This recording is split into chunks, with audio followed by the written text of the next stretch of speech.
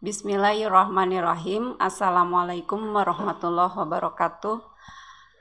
Pertama-tama marilah kita panjatkan puji dan syukur kepada Allah Subhanahu wa taala karena pada hari ini kita masih diberikan kesehatan untuk bisa bersilaturahmi, melaksanakan agenda rutin kebiasaan pada hari Jumat.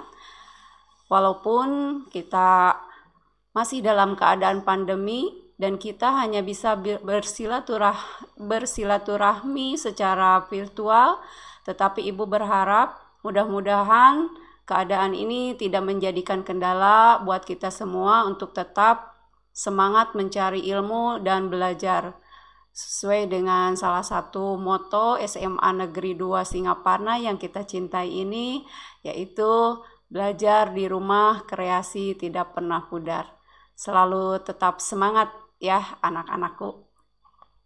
Salawat dan salam semoga terlimpah curah kepada Nabi kita Muhammad Sallallahu Alaihi Wasallam, kepada keluarganya, kepada sahabatnya, dan mudah-mudahan syafaatnya sampai kepada kita selaku umatnya.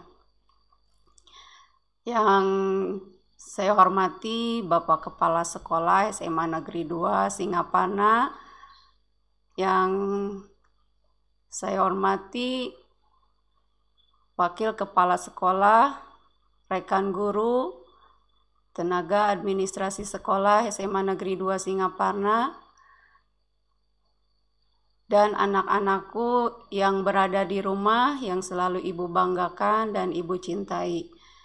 Tak lupa saya juga ingin menyampaikan salam hormat kepada Ibu dan Bapak orang tua murid yang selalu memberikan dukungan, support yang penuh dan motivasi juga kepada anak-anak supaya alhamdulillah sampai hari ini anak-anakku tetap semangat mengikuti semua agenda pembelajaran jarak jauh yang diselenggarakan oleh sekolah.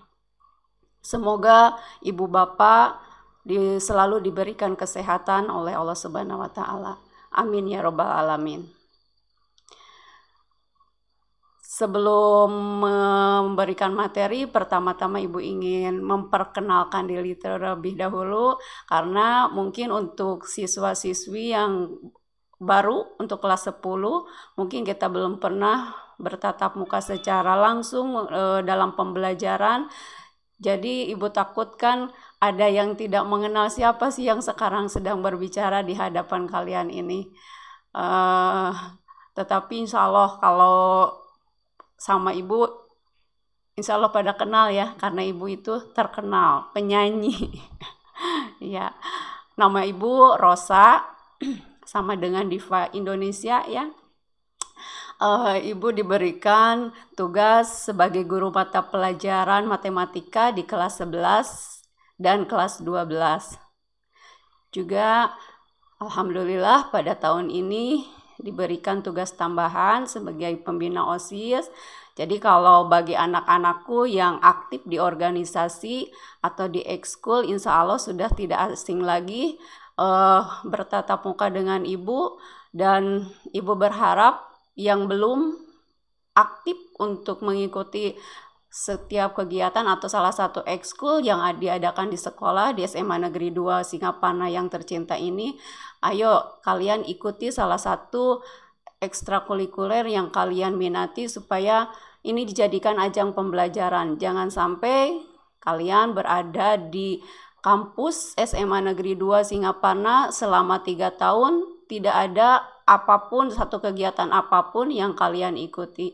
Karena insya Allah dengan mengikuti salah satu ekstrakurikuler atau kalian mengikuti organisasi intrasekolah atau OSIS ya, atau MPK yang ada di SMA Negeri 2 Singaparna ini, banyak sekali keuntungan yang bisa kalian raih untuk besok kalian terjun di masyarakat langsung atau memasuki dunia usaha atau juga melanjutkan ke pendidikan yang lebih tinggi. Insya Allah pembekalan untuk kalian setelah tamat dari SMA Negeri 2 Singaparna, jika waktu yang kalian tempuh selama 3 tahun ini dimaksimalkan, insya Allah banyak sekali manfaat yang bisa kalian raih. Kemudian juga insya Allah SMA Negeri 2 Singaparna akan selalu mensupport, memfasilitasi semua potensi yang kalian punya. Jadi ayo sekali lagi ikuti ekskul yang sangat kalian minati. Jadilah kalian meraih prestasi selama 3 tahun ini. Insya Allah setiap event yang ada baik itu di tingkat kabupaten ataupun nasional, SMA Negeri 2 Singaparna akan mengikut sertakan semua peserta didik yang berpotensi ya. Jangan takut. Anak-anakku, pada hari ini Ibu akan membahas salah satu materi pendidikan karakter di sekolah. Karena kita tahu untuk kurikulum sekarang pendidikan karakter itu lebih mendominasi. Ya, kalau dilihat persentasenya sebanyak 70% ya dibanding dengan pendidikan pengetahuan. Jadi di sekolah itu sekarang tidak hanya diberikan pembelajaran pengetahuan tetapi lebih mengarah ke pendidikan karakter.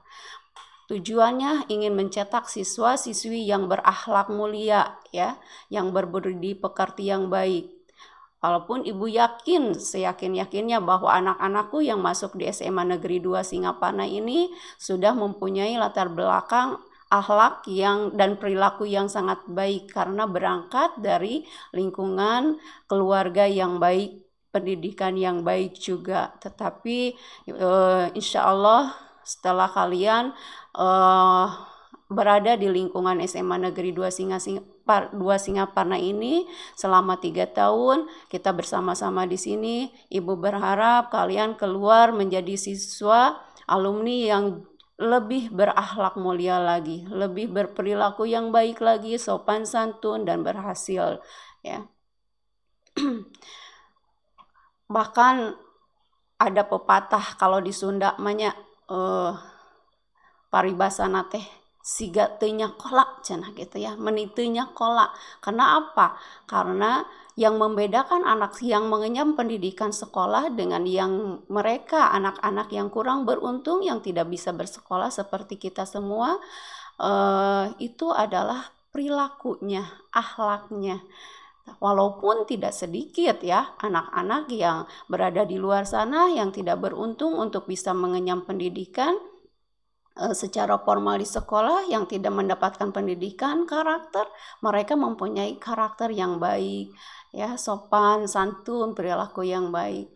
Jadi jangan sampai kita mau kalah dengan mereka yang tidak mengenyam pendidikan ya. Kita harus lebih berakhlak mulia, berperilaku yang baik, sopan santun ya, peduli terhadap sesama. Itu yang kita harapkan. Jadi Ibu dan semua sekarang di kurikulum 13 ini dititik beratkan mencetak siswa-siswi yang berperilaku, yang berkarakter dengan yang baik ya. Apa sih karakter itu ya? Nah, menurut Kamus Bahasa Indonesia, karakter itu mempunyai persamaan dengan kata akhlak atau budi pekerti atau watak seseorang ya, watak perilaku seseorang. Kalau kita tahu sekarang yang kita kenal dengan PPK ya, penguatan pendidikan karakter, itu ada 5 tema pendidikan karakter yang harus dikuatkan, diberikan pendidikan di sekolah, yaitu 1 nasionalis, terus yang kedua apa? Integritas, kemudian juga mandiri, gotong royong, dan religius. Iya. Kalau di sekolah dasar itu dinyanyikan ya, supaya lebih menambah daya ingat gitu. Biasanya ikan lagu makan sekelangkung gampil ngemutna ya. Nasionalis artinya di sini diharapkan siswa-siswi lebih peduli terhadap bangsa Ya, kita sebagai pelajar harus lebih peduli. Salah satu bentuknya kepedulian kita terhadap negeri ini, kita mengisi kemerdekaan ini dengan hal yang baik. Belajar yang baik, meraih prestasi itu adalah salah satu bentuk nasionalis kita, ya. Tidak ikut-ikutan hal-hal yang kurang baik, demo ini itu tanpa kita ketahui isinya, itu bukan suatu perilaku yang mencontohkan sikap nasionalis. Integritas mempunyai komitmen, ya, selalu ingin dapat dipercaya. Mandiri itu berdiri sendiri, tidak tergantung kepada orang lain. Nah, kalian yang sudah berada di tingkat SLTA ini diharapkan sudah bisa berperilaku mandiri, tidak selalu tergantung kepada orang lain. Apalagi mengandalkan orang tua lagi, ibu lagi, segala-segala, mah tolong ini, peperihan dulu ya, kecil itu mah segala mah teh ayeuna mah sudah besar, silakan kalian berusaha memperlihatkan perilaku mandiri. Kemudian gotong royong itu menjunjung tinggi kebersamaan, ya. Peduli kalau ada orang yang memerlukan bantuan, kita harus respect, ya, untuk menolong. Tidak hanya hidup sendiri, nyaman sendiri aja, ya. Tidak bisa, kita itu adalah makhluk sosial, harus selalu berbaur dengan yang lain. Kemudian religius itu menerapkan ketakwaan dan keimanan. Salah satu contohnya menjauhi segala larangannya, ya. Hati-hati, SMA ini masa-masa anak-anak pemuda ini nih, apalagi nih gadis juga nih, yang gadis-gadis hati-hati, ya. Selalu kita harus menerapkan keimanan dan ketakwaan, ajaran-ajaran yang diajarkan oleh agama kita harus senantiasa kita perhatikan. Ya, itu 5 tema yang harus dibahas dalam pendidikan karakter di sekolah.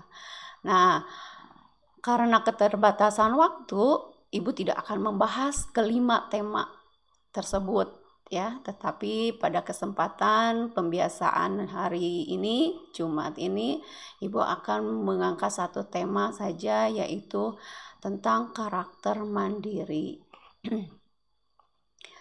Oke, sebelumnya, nah, ada pendidikan karakter tadi di sekolah.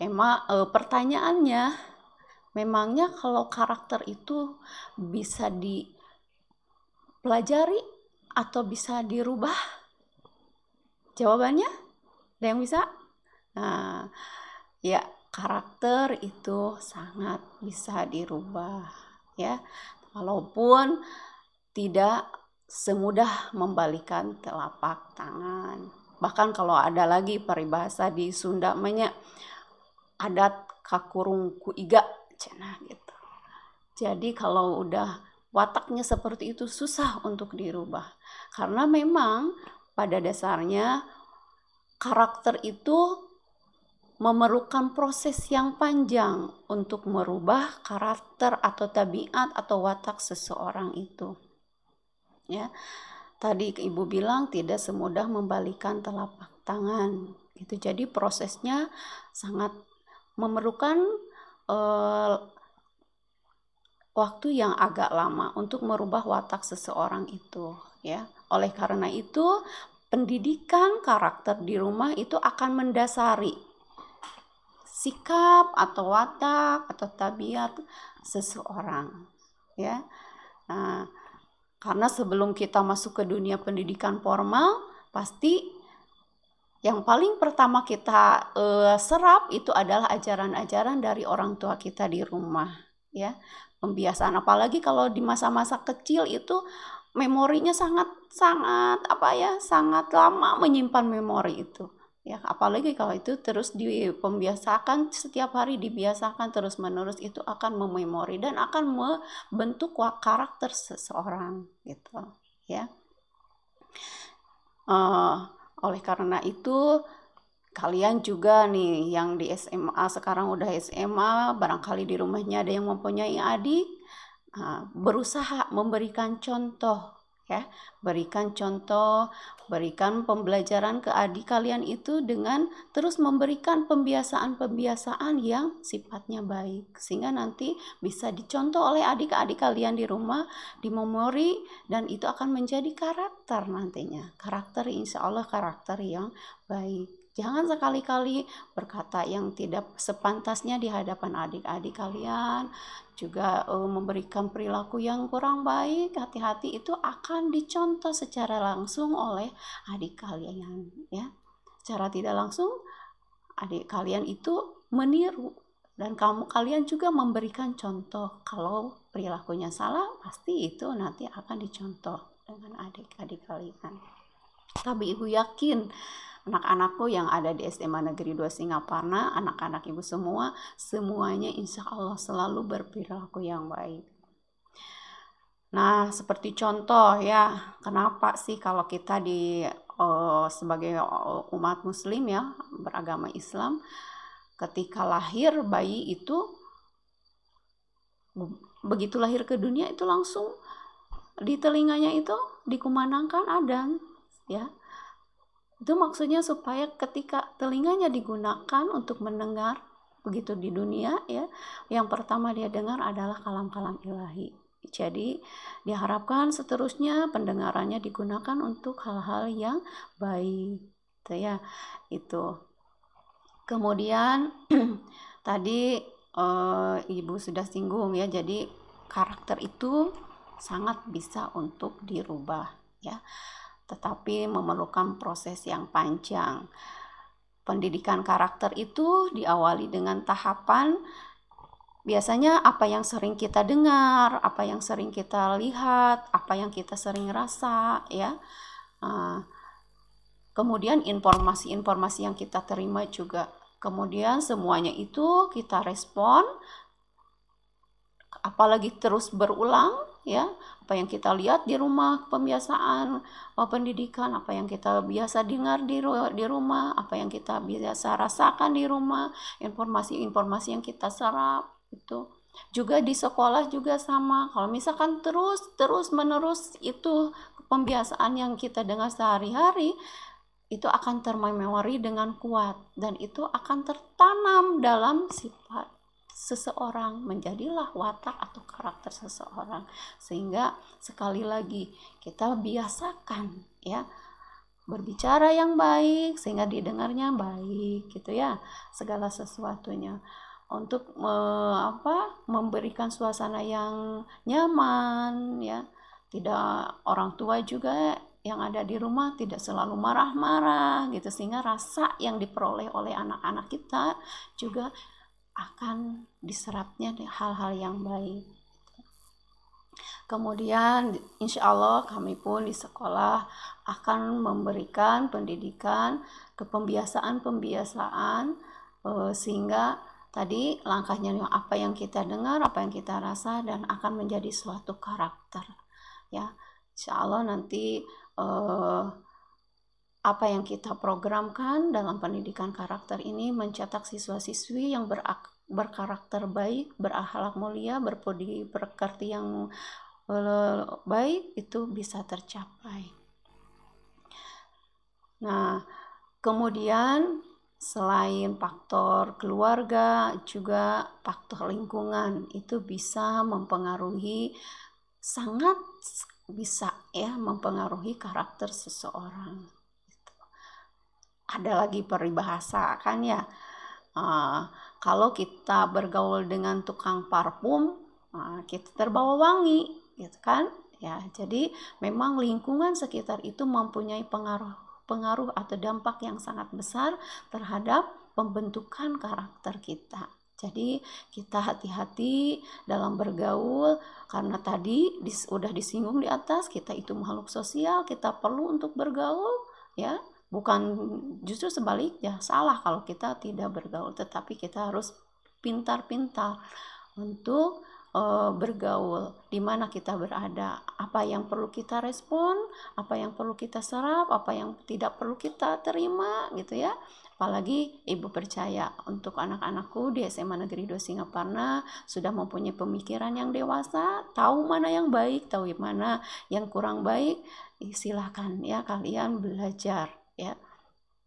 Tidak lama lagi lah, saat ada yang bahkan kalau kelas 12 1 tahun kemudian kalian akan terjun ke dunia yang lebih luas lagi ya, bisa ke dunia pendidikan tingkat tinggi lagi, bisa ke dunia yang lingkupnya besar, universitas ya, pasti bakal banyak sekali kita bergaul dengan orang-orang yang lain jurusan, lain dengan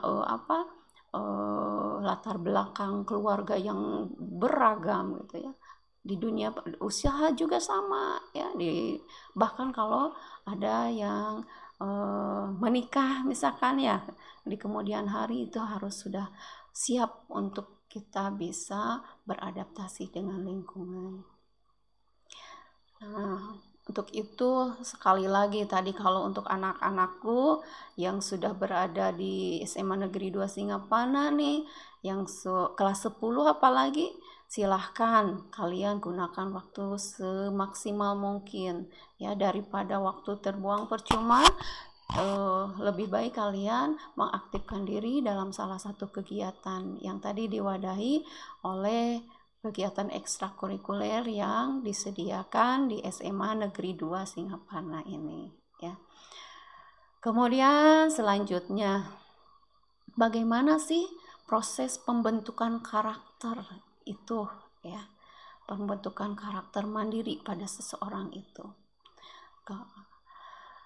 Proses pembentukan karakter itu tahapannya diantaranya yang paling pertama itu adalah tahapan proses pembentukan akal kemandirian. Dalam proses ini, akal merupakan penentu awal dari pembentukan karakter ya. Untuk membentuk akal kemandirian sebagai pendidikan karakter di sekolah, kami ya, ibu sebagai dan rekan-rekan yang lain sebagai guru, sebagai pendidik, juga sebagai orang tua kedua kalian di sekolah ya, yang merupakan ujung tombak pendidikan, kami akan selalu berusaha menjadi teladan kepada anak-anakku yang ada di SMA Negeri 2 Singaparna, menjadi teladan bagi kemandirian seluruh siswa-siswi. Kami juga akan berusaha untuk selalu menyampaikan pesan-pesan kemandirian yang akan terintegrasikan dalam setiap mata pelajaran ya.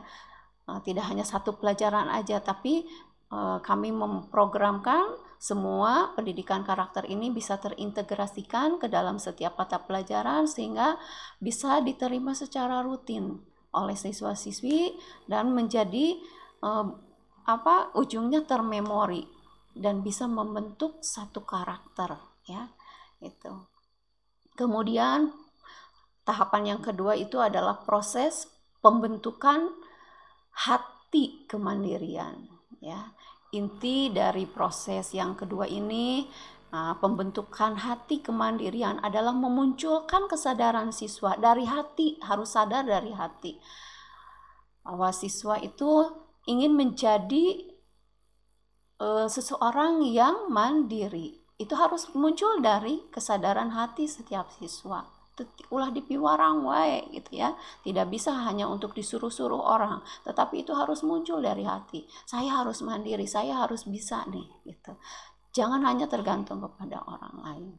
Kalian pasti bisa, ibu yakin ya, dengan motivasi dan dukungan orang tua. Kemudian juga insya Allah kami semua di sini akan membantu kesulitan apapun, selagi kami bisa bantu pasti kami bantu ya.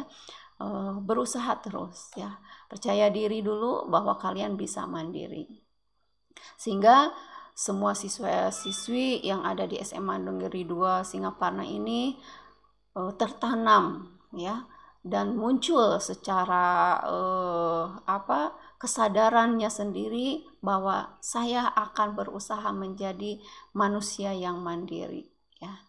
Kemudian tahapan yang ketiga adalah proses pembentukan amal kemandirian. Dalam proses ini hal yang paling menentukan untuk karakter mandiri, yaitu adalah amal dan perbuatan. Dalam proses pembelajaran, untuk proses amal kemandirian ini, siswa-siswi diharapkan bisa mencerminkan perbuatan kemandirian ini, ya. Kalau di sekolah misalnya kami akan melakukan pembelajaran dengan metode praktikum, ya, siswa diarahkan untuk melakukan praktikum dalam bentuk kemandirian. Misalnya nih praktek berdagang, ya, berproduksi yang lebih relevan dalam pembelajaran ekonomi misalkan. Karena dengan diberikan metode pembelajaran seperti ini, siswa bisa merasakan langsung dan diharapkan menjadi pembelajaran untuk pembentukan karakter mandiri, ya, yang bisa benar-benar tertanam dan terpola, ya, dengan baik. Tuh, kemudian selanjutnya, kenapa sih penting sikap mandiri dijadikan salah satu tema yang harus diterapkan dalam penguatan pendidikan karakter di sekolah?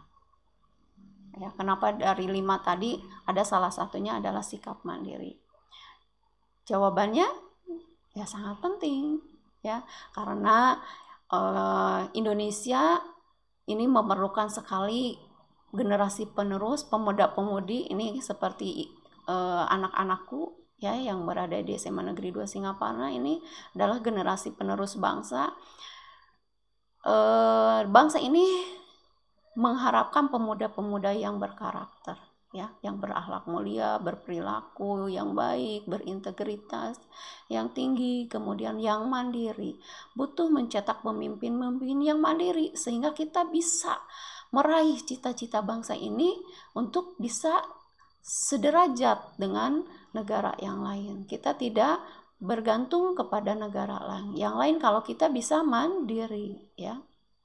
Karena siswa yang di sekolahnya diberikan penguatan pendidikan karakter mandiri, diharapkan nanti setelah tamat ilmu yang diperolehnya, penanaman sikap mandiri itu tadi udah ada kesadaran diri sendiri untuk bersikap mandiri, diharapkan ilmu yang terintegrasi dari semua mapel untuk kemandirian itu setelah nanti kalian tamat dari jenjang SMA, dari SMA Negeri 2 Singaparna ini, ya, akan menggunakan ilmunya untuk berusaha menciptakan lapangan sendiri.